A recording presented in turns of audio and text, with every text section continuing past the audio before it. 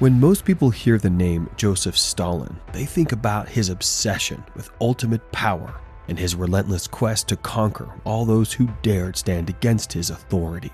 His obsession resulted in thousands of deaths, large-scale executions, and several purges. One of the most chilling purges happened within the Soviet Army. Welcome to Before Now. In this video, we'll take a look at a critical aspect of Stalin's purge that many have not considered. This is the story of the Red Army Purge. The Russian Civil War, which the Soviet Union won in 1922, greatly influenced their future policies. Their army consisted mostly of peasants and cavalry, relying heavily on officials to maintain loyalty. Even though the war was over, the 1920s and early 1930s were rife with anxiety about potential conflicts with capitalist powers. As Stalin declared in 1931, "We are 50 to 100 years behind advanced countries. We must bridge this gap within 10 years or face annihilation." Under Stalin and the Bolshevik Party, the Soviet Union underwent rapid modernization. The 5-year plan aggressively expanded industry and agriculture, but this came at the expense of millions of lives. It was during this period that Mikhail Tukhachevsky took command of the Red Army. He introduced a revolutionary military doctrine known as deep battle, which bore similarities to the German Blitzkrieg, visualizing swarms of tanks and aircraft dominating battlefields. Tukhachevsky spearheaded a massive buildup of the army's armored and air forces. His ambitious reforms sought to transform the Red Army from its peasant-based, cavalry-driven origins during the Civil War into a cutting-edge military force. As part of these reforms, most of the Red Army's commissars were removed. By 1941, Tukhachevsky had established the world's largest tank and air forces. However, despite these advancements, the Red Army in the 1930s remained largely peasant-based, with significant gaps in equipment beyond tanks and aircraft. This was glaringly evident during the Battle of Dubno in 1941, where Soviet soldiers marched on foot due to a shortage of trucks. Meanwhile, other units like the regular rifle divisions relied on horse-drawn wagons for artillery and supplies. Even so, the Red Army's tank and air superiority signaled a dramatic shift from its Civil War roots. The Soviet Union was not just accumulating equipment, it was also mobilizing riflemen to prepare for war. This was driven by Germany's increasing military power, Italy's aggression, and Hitler's explicit ambitions to expand eastward. And just as the Red Army was expanding, preparing for the looming war, Stalin's purges struck. In 1937, Stalin targeted high-ranking officers and commanders. Fabricated accusations led to confessions under torture, and trials were conducted in secret. The charges were often absurd, involving treason, sabotage, and conspiracy with foreign powers. Among the victims of the purge were some of the Red Army's most brilliant and experienced commanders, including Mikhail Tukhachevsky. Klement Voroshilov, the Soviet defense official and namesake of the KV tanks, played a significant role in the Great Purge.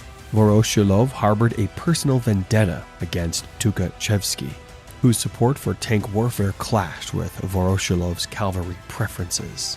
As a veteran of the Civil War and the Polish-Soviet War, Voroshilov was in a powerful position to bring down Tukhachevsky. The Soviet military, previously untouched by the purge, became a target when Voroshilov announced the arrest of top generals on June 11, 1937. Tukhachevsky, a visionary military leader, was among the first to be arrested. He advocated for mechanization, armored forces, and modern tactics. Despite his contributions, he was falsely accused of plotting a coup against Stalin. Under brutal torture, Tukhachevsky confessed to fabricated crimes. His family was imprisoned, and he was eventually executed. After his execution, the purge intensified. Victims implicated each other in a desperate attempt to save their own lives. Iona Yakir was another victim, much like Tukhachevsky.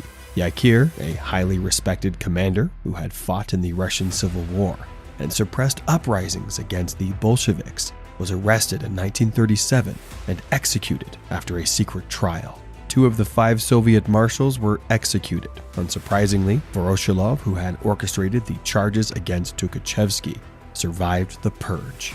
Semyon Budyonny, a Stalin loyalist with a background in cavalry warfare, also avoided persecution.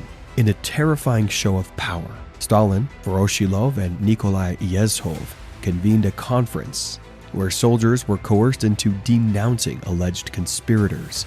Often unaware of the charges against them, the accused were arrested on the spot. This sinister event marked one of the darkest chapters in Soviet history, as the purge spiraled out of control, claiming countless lives. The purge eventually claimed the lives of 3 marshals, 6 army commanders, 13 corps commanders, and countless other officers. Many of these individuals were highly skilled and experienced military leaders whose expertise could have proven invaluable in the coming war. Although their loss significantly weakened the Red Army and left it ill-prepared for the challenges it would soon face. The Red Army purge was far more extensive than the execution of a few high-ranking officers. While their deaths were significant due to their influence and expertise, the purge affected tens of thousands of military personnel across all ranks. Estimates suggest that approximately 35,000 army leaders were discharged, and tens of thousands of officers were arrested. Thousands were executed, while many others were sent to the Gulag labor camps or imprisoned. Check out our previous videos to have a glimpse of what the Gulag camps looked like. It wasn't just a random camp, it was hell. As the purge ravaged the Red Army's leadership, the remaining soldiers were left with the enormous job of defending the Soviet Union from the Nazi invasion. However, Stalin's paranoia gave way to one more technique to ensure soldiers' loyalty to the Soviet Union. For this, he created a system called blocking detachments. The blocking detachments were evidence of the severe measures Stalin took to maintain control over his military. To avoid panic within ranks, retreat, or surrender, Stalin issued Order Number 227, a cruel measure that introduced the concept of blocking detachments. These were special units largely made up of his trustworthy NKVD secret police, and their role was to prevent soldiers from deserting their duty. They were ordered to torture using any method or even kill as an example for anyone trying to withdraw from the war. The blocking detachment fulfilled its purpose, which was to create fear and discipline, forcing soldiers to follow orders and fight to the death. But this strategy, like most of Stalin's strategies, was so horrible that it led to unnecessary casualties and further loss of spirit in the armies. While the actual number of soldiers killed by blocking detachments remains unknown, it's clear that they contributed to the war's massive human loss. Despite the impact of the purges, the Red Army was forced to face the full might of the German war machine. In the early hours of June 22, 1941, Germany launched Operation Barbarossa, a massive invasion of the Soviet Union. The Red Army, caught off guard, suffered heavy losses in the initial weeks of the war. Stalin, already prone to paranoia, became convinced that treason within the military was to blame for the setbacks. One of the first high-ranking officers to fall victim to Stalin's wrath was General Dmitry Pavlov, the commander of the Western Front.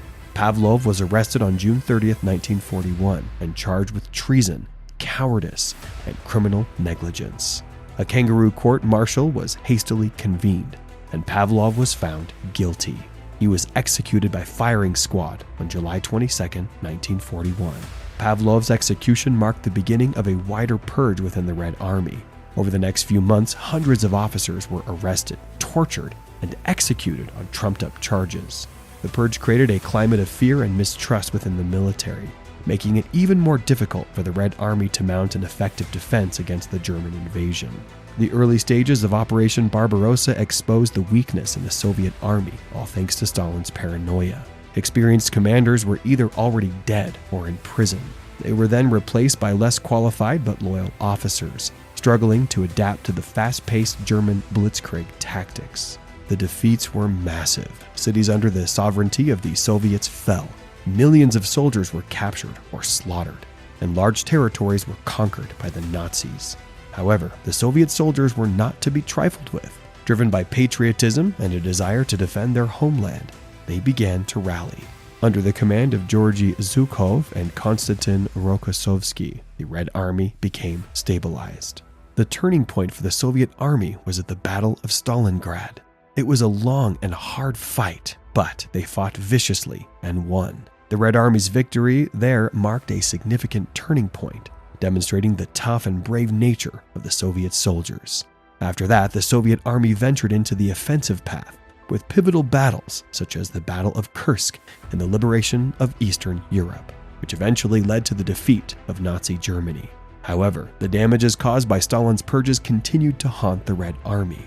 The loss of so many talented officers and the erosion of trust within the military had long-lasting consequences. The Soviet Union emerged from a war victoriously, but at what cost? For some, Stalin's paranoia birthed grave consequences that still linger to this day. For most historians, the purge may not have impacted the Soviets greatly, but what are your thoughts on this? Let us know in the comments section below. And if you enjoyed this video, leave a thumbs up and subscribe to Before Now for more thrilling revelations. Until next time.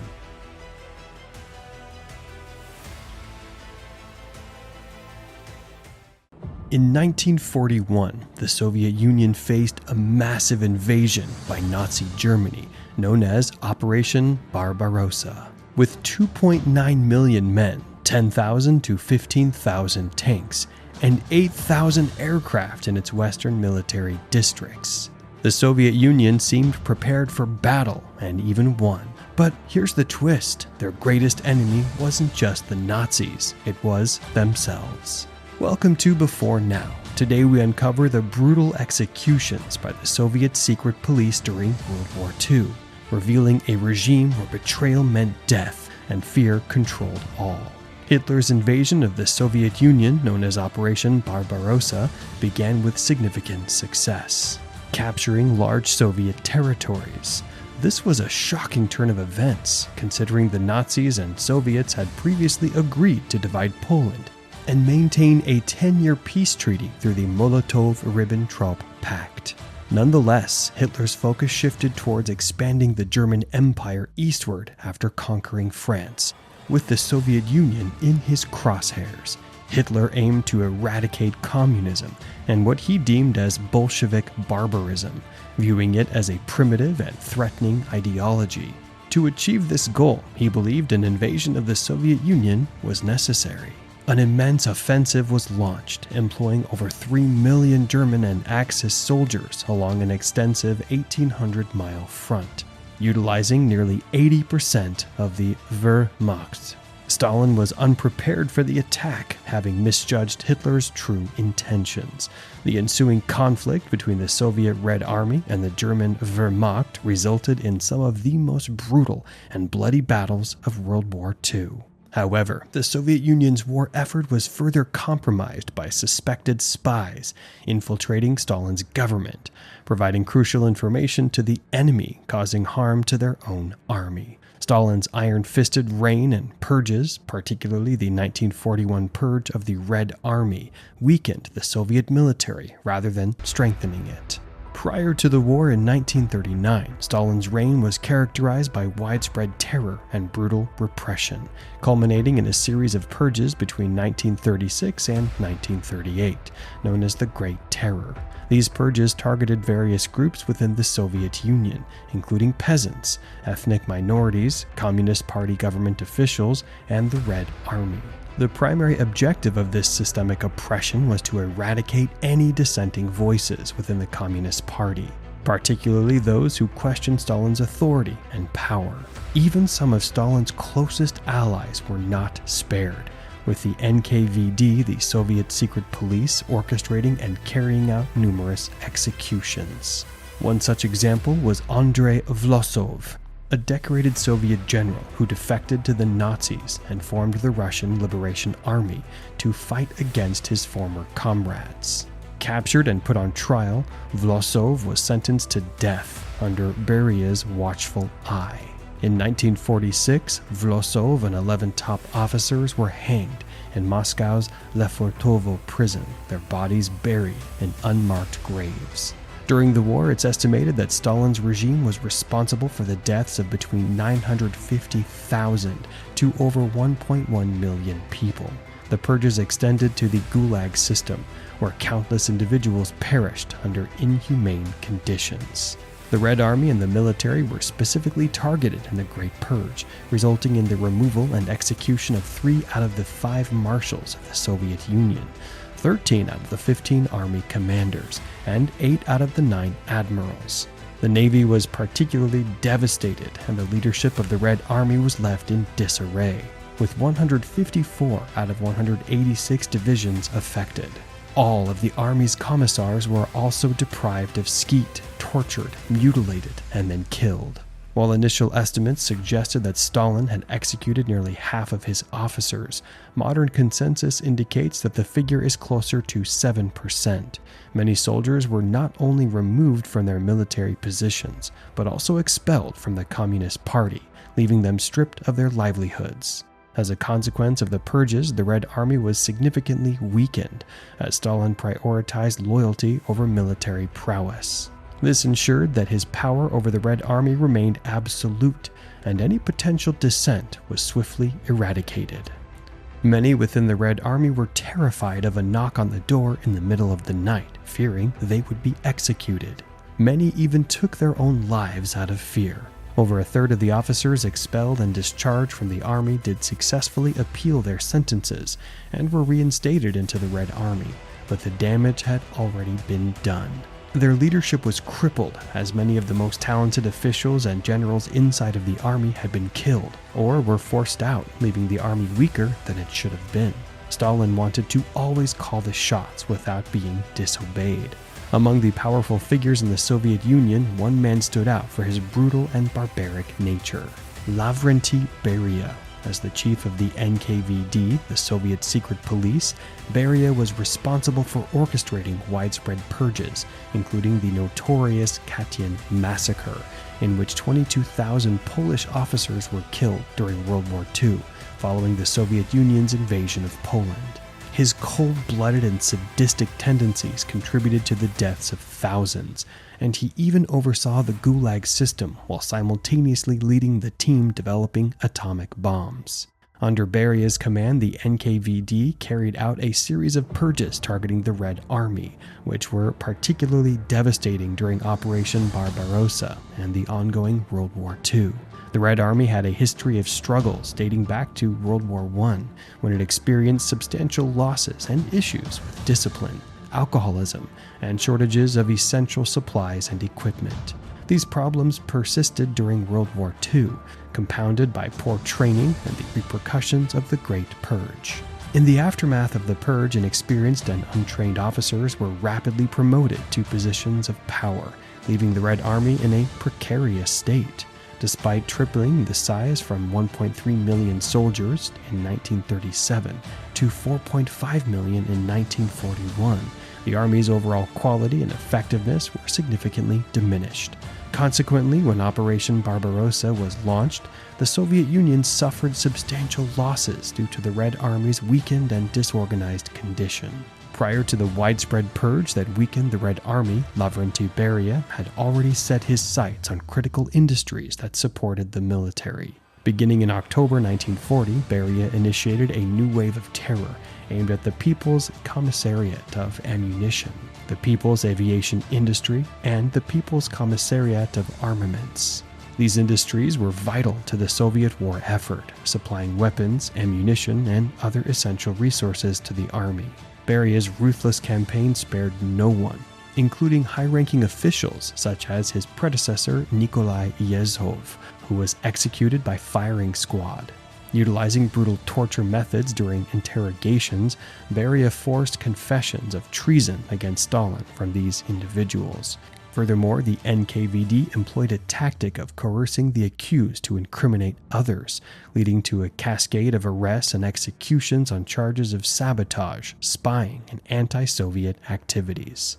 This created turmoil within the essential industries that would prove crucial during the war. The Red Army Air Force was also targeted by Beria's purges in 1941, following an inquiry that revealed a high accident rate. Many members of the Air Force faced arrest and execution as a result. These systematic purges instigated by Beria had far-reaching consequences for the Soviet Union's military capabilities during World War II. Before the German invasion in 1941, an undetected German Nu-52 aircraft landed in Moscow, prompting Stalin and Beria to view the incident as a disgraceful breach of security. This led to widespread arrests of Air Force personnel, with senior figures facing interrogation and torture. Suspicions of a conspiracy to permit the aircraft's landing, compounded by the onset of the invasion, fueled further executions. Notably, the head of the Air Force, Pavel Rychagov, was executed under suspicion of disloyalty while he was in Spain. His downfall began when he was removed from his position as commander of the Air Force in April 1941, following a Politburo inquiry into the high accident rate in the Air Force. This, combined with his outspoken criticism of Soviet planes, labeling them flying coffins, sealed his fate. His wife, Maria Nesterenko, a major in the Air Force, was also executed alongside him. Operation Barbarossa's initial stages proved disastrous for the Red Army, as German forces overpowered Soviet troops on the ground and in the air, causing chaos within the military command. The severity of the crisis was underestimated, and the NKVD, under Beria's leadership, sought to purge the Red Army of supposed traitors. Even during the Battle of Moscow, the NKVD executed over 300 commanders and majors on October 16, 1941, under Beria's orders. The purge extended beyond military personnel, with colonels, generals, and politicians falling victim to Beria's relentless campaign. Beria's ruthlessness in executing those deemed responsible for the Red Army's inability to repel German forces gained him Stalin's trust. Hundreds of those executed were held accountable for the Red Army's struggles, with the implication that the soldiers' blood was on their hands. The families of those executed during this purge often faced social ostracism, as everyone was afraid of being associated with a traitor. They also suffered financial difficulties, as their breadwinners were removed from the picture. The emotional toll of losing loved ones, coupled with their fear of further reprisals, created a climate of despair and anxiety for those left behind. Families who were often labeled as traitors or enemies by association found it difficult to gain employment, secure housing, or even maintain relationships with friends and neighbors. With neighbors and friends turning against one another due to fear and suspicion, the loss of trust and cohesion within the communities grew and had lasting effects on social relationships. Despite these significant setbacks caused by the purges, the Soviet Union ultimately emerged victorious against Nazi Germany in World War II. Stalin's leadership, combined with a series of strategic alliances, notably with the United States and the United Kingdom, contributed to this outcome. The three nations, known as the Big Three, formed a strategic partnership that facilitated the exchange of resources and military support. However, Lavrentiy Beria's purges during World War II had detrimental effects on the Soviet Union's war effort. After Stalin's death and a re-evaluation of the purges, it became clear that many of the accusations, such as Rychagov, were unfounded, and some were later redeemed and exonerated. Beria's actions not only resulted in the unjust persecution of countless individuals, but also weakened the Red Army's ability to defend against the German invasion. What do you think?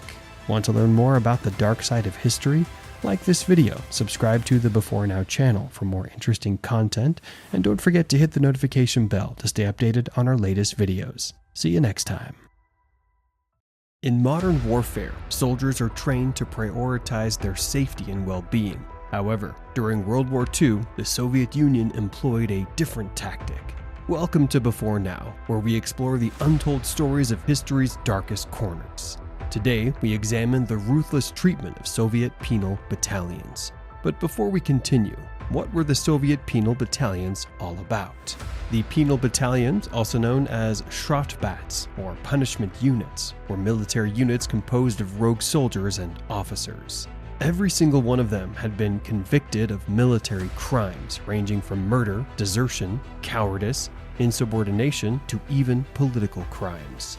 Rather than being executed or imprisoned, these individuals were given the opportunity to redeem themselves through service in penal battalions. In military, soldiers are trained to prioritize their safety. However, for members of the penal battalions, the opposite was the case. Penal battalions were often used for the most dangerous and suicidal missions, such as frontal assaults, reconnaissance operations, and minefield clearing. Soldiers in these units were frequently denied the basic rights and privileges afforded to their regular Red Army counterparts, including the right to bear rank or wear insignia. A chilling code governed the officers commanding penal units. Penal soldiers can only have redemption through bloodshed on the battlefield. Discipline was absolute, and the slightest misstep could lead to a swift, merciless death. In a perfectly Soviet manner, Stalin observed the Wehrmacht's tactics and opted to replicate them while amplifying the ruthlessness. By July 1942, the Soviets had suffered significant losses during the first year of Operation Barbarossa, which infuriated Stalin.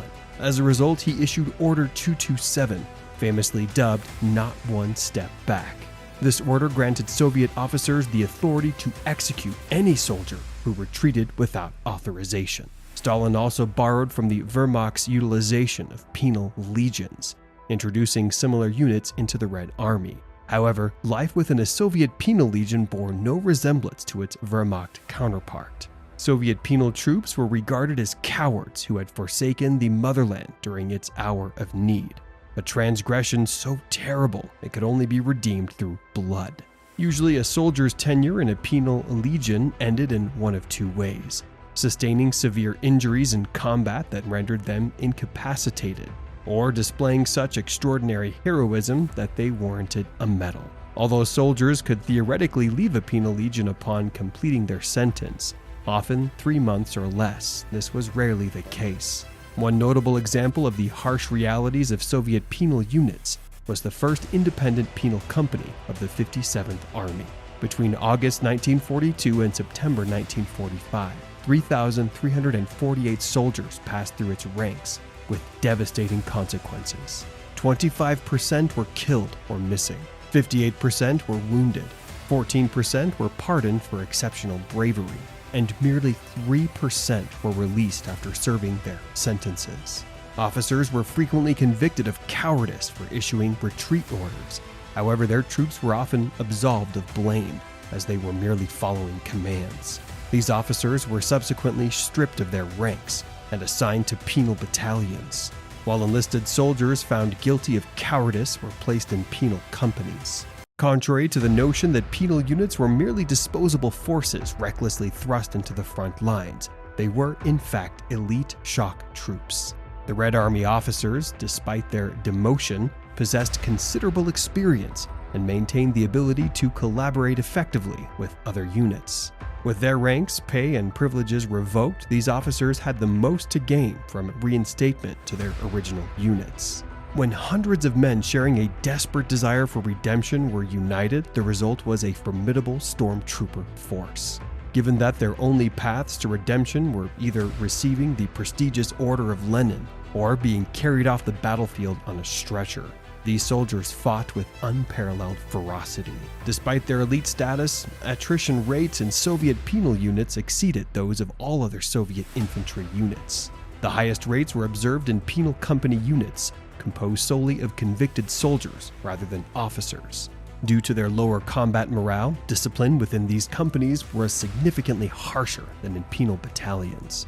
Lacking decent pay and privileges, these soldiers had far less motivation to fight. For most, survival was their primary objective. Their existence was a constant, desperate struggle. Every day, these soldiers teetered on the brink between life and death. The following accounts depict a typical day in the life of a penal company soldier. The 123rd Independent Penal Company, with a full strength of 670 soldiers, was ordered to assault a bridge. By the end of the day, only 47 men remained alive, as the mission ultimately failed. 4 days after the 61st Independent Penal Company's unsuccessful attack on a German position, 3 soldiers were chosen during a parade and executed in front of their fellow company members as a morbid form of motivation. The 128th Independent Penal Company suffered near total annihilation, with 54 soldiers killed and 193 wounded over 6 days in February 1944. Moreover, the company changed commanders 5 times between January 1st and April 10th of the same year, with each commander either succumbing to severe injuries or death within a span of 11 to 35 days. Due to the scarcity of specialized mine-clearing units such as engineers, penal battalions were frequently thrust into situations where they were effectively navigating minefields blind. The high demand for these experts on the Eastern Front meant that regular units were also often undersupplied with such personnel, leading to the hazardous deployment of penal battalions in situations where they were ill-equipped to handle the threat of mines. Although it seemed like the penal unit was sent into these horrible situations with complete disregard for their well-being, it is important to consider the ongoing war on the Eastern Front. The war between the Germans and the Soviets on the Eastern Front was one of the most brutal and destructive conflicts in human history. The German invasion of the Soviet Union was accompanied by a genocidal campaign against civilians, particularly Jews and other minorities. And this invasion certainly contributed to a sense of urgency and desperation. However, the Soviet system itself, particularly under Stalin, was characterized by harsh discipline and a willingness to use extreme measures to maintain order and achieve its goals. In a military culture where orders were to be carried out regardless of the consequences, commanders who urged caution or tried to mitigate the risks faced by penal battalions risked being branded as cowards and deserters, potentially leading to arrest or even worse fates. As such, the situation faced by penal battalions was a product of both the dire circumstances of the war and the unforgiving expectations placed upon commanders. Although the Soviet penal legions were notorious for their severity, they paled in comparison to the malevolence that defined a penal unit under SS command, namely the WWII Brigade, nearly rivaling the barbarity of Japan's infamous Unit 731. The brigade's depravity is challenging to articulate. Under the command of convicted child Oskar WWII, the brigade was composed of the most ruthless prisoners and Wehrmacht rejects that could be found in German territory. The unit comprised arsonists, murderers, and the mentally unstable, primarily assigned to guard duties or anti-partisan activities behind the front lines. The WWII Brigade initially operated in Poland, leaving a trail of slaughter and pillage across the countryside. Following a complaint from a high-ranking SS official, the brigade was relocated to Byelorussia, where WWII continued his reign of terror against the local population. Favored tactics included herding civilians into a barn before setting it ablaze and then gunning down those who attempted to flee, as well as personally executing locals with his pistol. Despite their extensive experience in inflicting misery, WWII's men proved to be ineffective soldiers when ordered to the front lines. Suffering immense casualties in each engagement, the brigade was deemed inept by regular German soldiers. The unit's incompetence resulted in significant losses, and it was only through a steady supply of sadistic criminals that the WWII Brigade managed to persist instead of being eradicated on multiple occasions. However, this didn't stop the creation of the Soviet penal system from being a horrible setup, considering the terrible war crimes they committed with no accountability. Since the Soviet penal units consisted of convicted criminals, it was almost anticipated that they would engage in heinous acts, such as massacring civilians, and executing prisoners of war. These atrocities were often justified as retaliation against enemy combatants, as well as a means to instill fear in the local populations. The Soviet leadership's tacit acceptance of these crimes contributed to the pervasive culture of impunity that surrounded these units. In 1945, the Soviet penal units in East Prussia were involved in the systemic execution of civilians and the mass of women in the town of Nemersdorf, now known as Mayakovskoye. Despite how terrible these crimes against humanity were, few members of the Soviet penal units were ever held accountable for their actions, with the responsibility often shifted to their commanding officers. And now we'd like to hear from you. Do you think their actions are a reflection of the brutality they faced as members of the penal battalions, or were they just the true reflections of individuals of the penals? Drop your thoughts in the comment section below. Don't forget to like this video if you found it informative and subscribe for more stories from before now.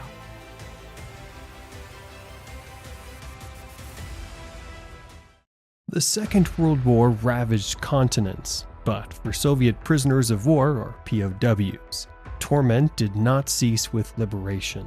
For many of these men, freedom brought a cruel and often fatal twist, inflicted by their own government. These men were considered traitors by the Soviet regime, After enduring the horrors of German concentration camps, they were tortured and killed in cold blood, sent to gulags to work as slaves, and condemned as traitors. Welcome to Before Now. In today's video, we will reveal the bittersweet history of millions of people who were trapped in the wheels of war and dictatorship. The tragic story of these great men is a strong argument against war, and why it should never be waged at all. Let's get into the details. The policies set by Stalin were the main reason for the Soviet Union's treatment of returning POWs. In Stalin's eyes, surrender was a betrayal of the highest order. Soviet soldiers who surrendered were considered to have abandoned their responsibilities and not fought to the last man. This uncompromising stance stemmed from Stalin's Order No. 270 in 1941, which defined captured soldiers as traitors and prescribed severe penalties to their families. This ideology was the basis for the actions of the Soviet command against those who survived German POW camps and returned to Soviet territory. For the Soviet POWs, freedom should have been a new beginning. Instead, they were greeted with suspicion, hostility, and systematic police violence. When Soviet forces began to reclaim their territories and liberate German concentration camps, the repatriated POWs were quickly gathered and tortured. These screenings were meant to uncover so-called traitors, those who had allegedly helped the Germans or acted against the Soviet Union during captivity. However, these mass screenings were not about justice, they were about asserting Stalin's power. There was rarely an opportunity for soldiers to defend themselves. Those who had been forced to work for Germans as cleaners, servants, or factory workers were labeled traitors. Even survival itself was viewed as betrayal. The Soviet government wanted to ensure the general populace would not emulate the POWs, labeling them as an example of disloyalty. Another grim chapter in the suffering of Soviet POWs was forcible repatriation, especially under programs like Operation Keelhaul. This operation, carried out by the Allied powers in cooperation with the Soviet Union, aimed to return all Soviet citizens to the USSR, regardless of their wishes. While some POWs returned voluntarily, believing in promises of reunification, others knew their fate and resisted. Those who refused repatriation faced violent force by the Allies. Testimonies recount how men were flogged, dragged, or even bundled into trucks at gunpoint. These desperate men knew Stalin's policies. Returning home meant being shot or imprisoned. Yet the post-war political landscape, which prioritized Soviet collaboration, left Western powers blind to their suffering. On their return, Soviet POWs were sent to filtration camps, intermediate facilities where they were interrogated and investigated before being sorted. These camps, located across the Soviet Union, could hold hundreds of thousands of soldiers. The NKVD, the Soviet secret police, conducted grueling interrogations designed to extract confessions, often using brutal tactics. The goal was to determine if the soldiers had collaborated with the enemy despite shaky standards of proof. Many POWs were convicted based on hearsay, perjury, or coerced confessions, often from other prisoners. Once labeled a collaborator, their fate was grim. Many were deported to concentration camps where they perished in Siberia or were executed on the spot. For those who escaped immediate execution, the horrors of Soviet imprisonment continued in the gulags. These labor camps, central to Stalin's industrialization efforts, were filled with political prisoners, criminals, and increasingly discharged soldiers. Soviet POWs treated as traitors were sent to these camps to endure back-breaking labor under brutal conditions. These prisoners were forced into activities like mining, lumbering, and building railways and factories. They worked 10 to 14 hours a day with scarce food and insufficient warm clothing in the freezing climate of Siberia. Conditions in these camps were lethal, with death rates driven by starvation, exhaustion, illness, and inhuman treatment by the guards. One such example is the Vorkuta labor camp, infamous for the extremely low temperatures and other harsh conditions of the region, along with having the prisoners work in the mines. Here, former soldiers worked under the conditions of possible violence. Survivors testify of the days of carrying coal in extreme cold, when the temperature dropped to -40 degrees Celsius, and frostbite and fatigue killed many. Russian military historian G.F. Krivosheev cites that 233,400 of the former Soviet POWs were convicted of treason and delivered to the Gulag, out of 1,836,562 Soviet soldiers who returned from captivity. Other historians state that 19.1% of the ex-POWs were put in penal battalions of the Red Army. 14.5% were sent to forced labor reconstruction battalions for 2 years on average. And 360,000 people, or about 8%, were given 10 to 20 years in the Gulag. This data does not include the millions of civilians who were repatriated, often under duress, to the Soviet Union, a portion of whom were sent to the Gulag or executed. They were liberated in 1955 as part of the amnesty of all POWs and suspected collaborators, following the wave of de-Stalinization that began after Stalin's death in 1953. But other historians such as Rolf Dieter Müller and Gerd R. Uberschar stated that almost all Soviet POWs who returned home were tried for collaboration and treason and were punished with various forms of forced labor, while admitting that it would be impossible to investigate the history of the Soviet prisoners of war in full. Although the numbers speak, the fates of Soviet POWs make the picture much more vivid. One of these stories is the tale of Ivan Petrov, a soldier captured during the Battle of Stalingrad. Ivan is a fictional character who fought in the Second World War. After being captured and taken to a German POW camp, where he endured squalor and starvation, he was liberated in 1945 by the Soviet forces. However, this only lasted for a while. As a collaborator, because he worked in a German factory under force, Ivan was given 10 years in a labor camp in Siberia. In letters to his family slipped out by friendly guards, Ivan describes the horrors of the camp. He claimed that several prisoners dropped from fatigue. Some of them had their fingers frozen and their skin blackened.